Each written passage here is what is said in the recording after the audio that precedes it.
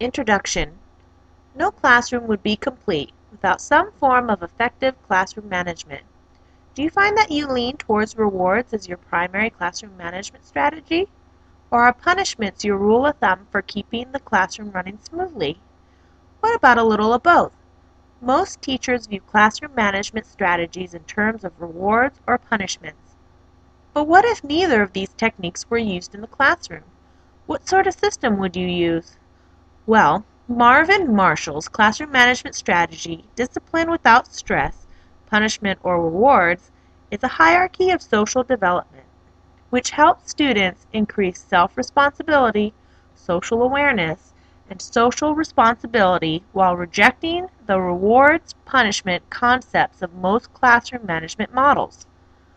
The model evolved through Marshall's personal search for a classroom management plan that was proactive rather than reactive. Marshall believes that learning social skills has become the school's responsibility to do what was once done in the home to help students develop social responsibility. Marshall notes that too often teachers and administrators try to motivate students by advising, cajoling, exhorting, rewarding, demanding, and punishing. However, these external approaches typically work only when the adult is present and do little to motivate the student to display responsible behavior when the teacher or administrator is not present. Marshall also suggests that these traditional methods of classroom management are coercive and manipulative and teach students that they are not responsible for their own action or choices.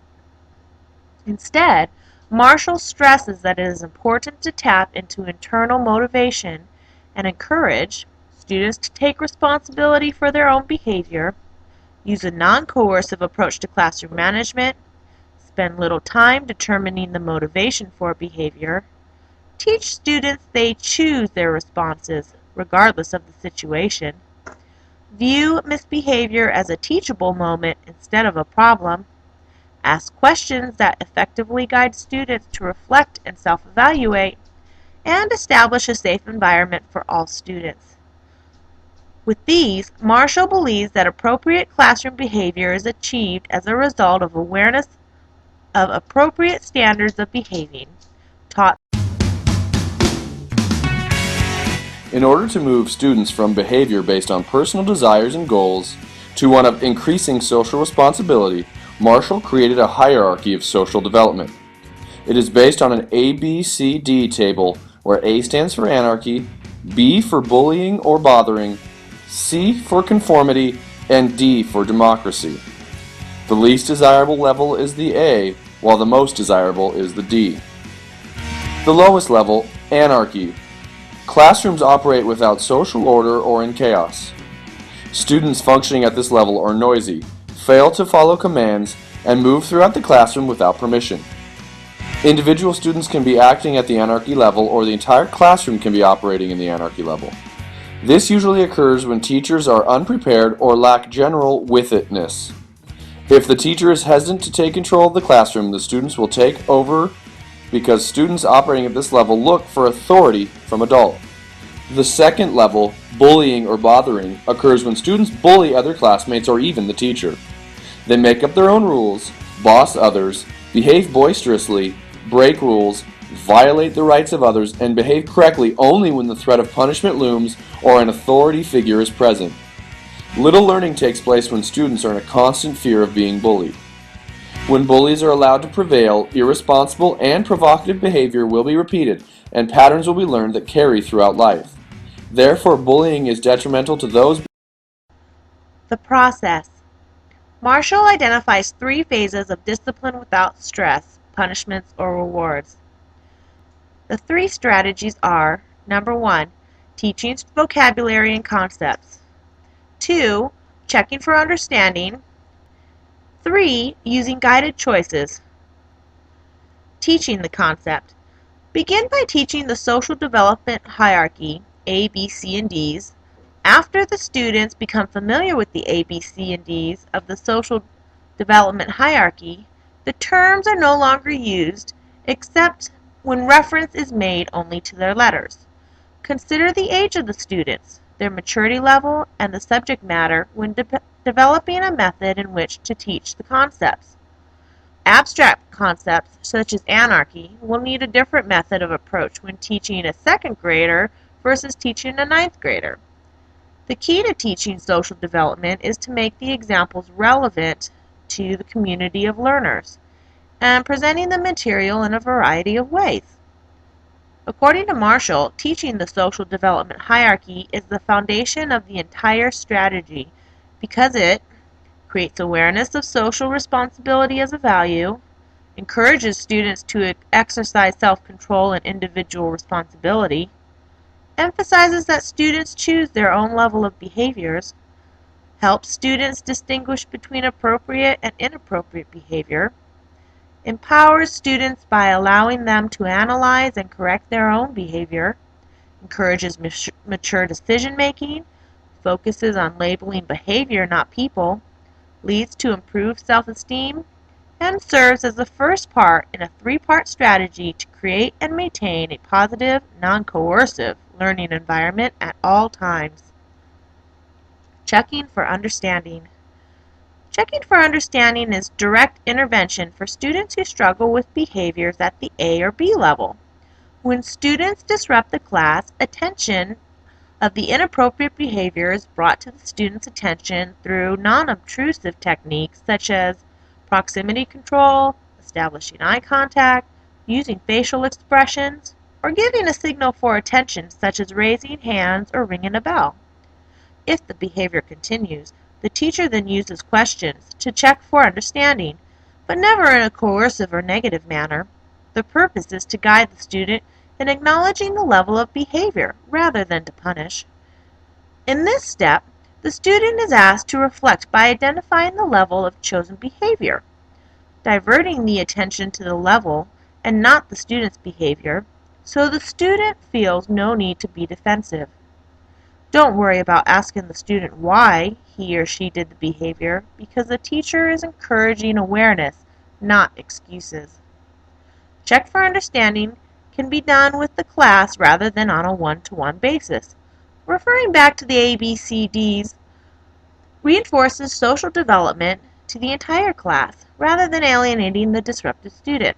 Marshall has found that once students acknowledge a level of behavior, the misconduct stops and checking for understanding is only required for 15 to 20% of the students in the class. Guided choices. The final step is guided choice, and it is designed to provide choice to students and to foster responsible behavior. By using guided choices, the teacher maintains authority without being confrontational, which retains the student's choice, power, and respect. This step is used when students acknowledge that their behavior is at the A or B level of the social development hierarchy, and yet they continue the behavior. In guided choices, students are asked to go a step further and not only identify the level of behavior, but also to evaluate the choices they are making. Rather than confronting and punishing, the teacher asks the student to complete a form that asks 3 questions. 1. What did I do? 2. What can I do to prevent it from happening again? 3. What will I do in the future? Ideally, you want to foster student thinking and reflection through self-evaluation process. This allows them to see that they have choices in the behaviors they display and that they are in control of their actions and responses. If a student continues to disrupt the classroom, a self-diagnostic referral is the next step and requires a much deeper depth of analysis and may contain such questions as: what happened that resulted in your being required to complete this form? Is this level of behavior helping you get the things you need from this class? What is your plan to show responsible behavior? And what are your procedures to implement the plan? Marshall stresses that students should feel they still have choices. The process changes if the student is required to complete a second self-diagnostic referral form. Marshall suggests that copies of the first and second forms along with a note from the teacher be sent home to the parents. If a third referral becomes necessary, a rule of 3 strikes you're out can reasonably be employed, along with having the information sent home to the parent and referring the student to the principal, since the teacher has exhausted every means to foster social responsibility with the student. Guided choices fulfills 4 purposes. 1. It stops the disruption. 2. It isolates the student from the class activity. 3. It gives the disrupting student a responsibility-producing activity to encourage reflection. 4. It allows the teacher to return to the lesson promptly. There are several strategies to promote a positive classroom environment that complement discipline without stress, punishments, or rewards. Specifically, Marshall suggests teachers evaluate their instruction, conduct class meetings, identify standards for appropriate behavior, and use praise and rewards appropriately. At the onset of his research, Marshall suggested that most students would rather be disruptive than unintelligent. Therefore, classroom disruptions may be a result of problems with instruction or the lesson. He says lessons need to be planned so students understand why the lesson is meaningful, the lesson needs to involve thinking on various levels, and students need to become actively involved in learning.